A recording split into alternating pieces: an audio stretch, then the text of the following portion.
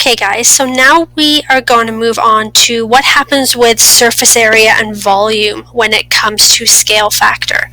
So we know that if we're going from centimeters to centimeters, we multiply by the scale factor. And if we're going from centimeter squared to centimeter squared, so for example with area, then we also multiply by scale factor squared. So units to units, plain old scale factor, squared to squared is scale factor squared. So here we have two rectangular prisms. Whoops, let me just erase that. And we're going to look at the scale factor of the edges. So when it talks about the edges, it means the side length. So you just want to find two matching ones here. So if we go from 3 to 9, so we can clearly see that picture E is an enlargement, we know that what we timesed here by was 3.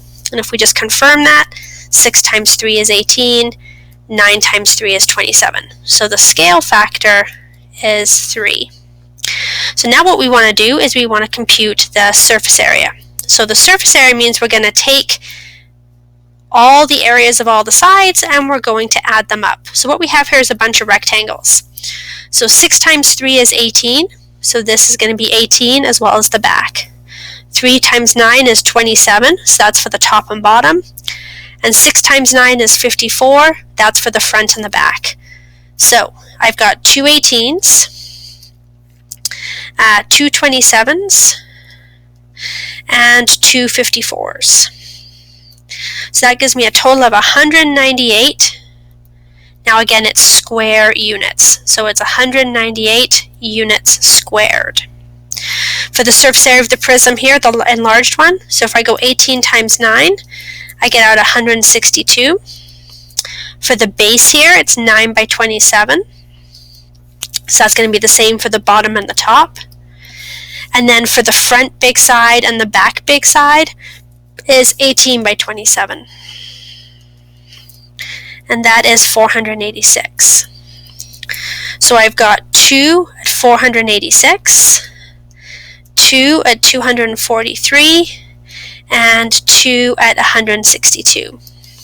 So that area is 1782 square units.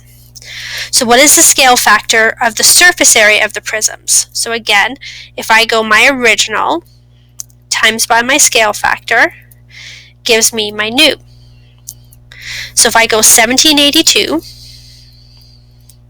divided by 198, that will give me out the scale factor. And I get out 9.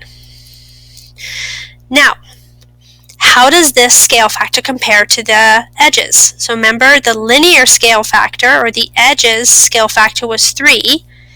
My surface area scale factor is 9. Well, how does 9 relate to 3? Well, it's 3 squared. So even though this is a three-dimensional object, remember it's surface area. The units for surface area are square units. So I went from units squared to units squared, so the formula is still scale factor squared. Now, if we look down to this last question here, what do you think would happen for the two volumes? So we need to find the volume of the first shape and the volume of the second shape. Remember, how you find volume is length times width times height.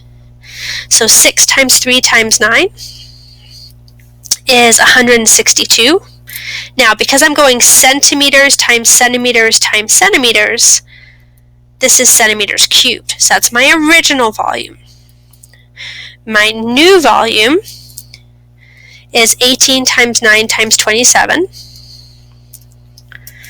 which is 4,374.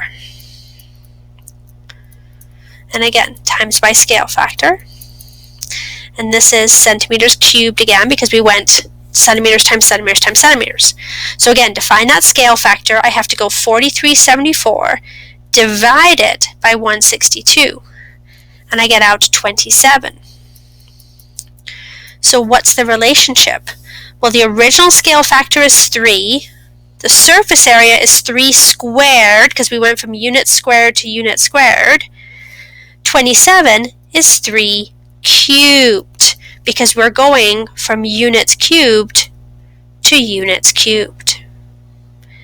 Okay, so that's the end of this activity. It's just I want you to see that the relationship between, as long as you know what units you're in, the scale factor matches it.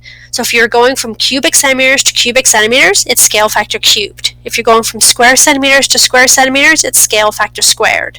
And if you're going from centimeters to centimeters, then it's going to be scale factor, just plain old scale factor. Okay, I just wanted to go through that with you, and then we'll do some examples here in the next video.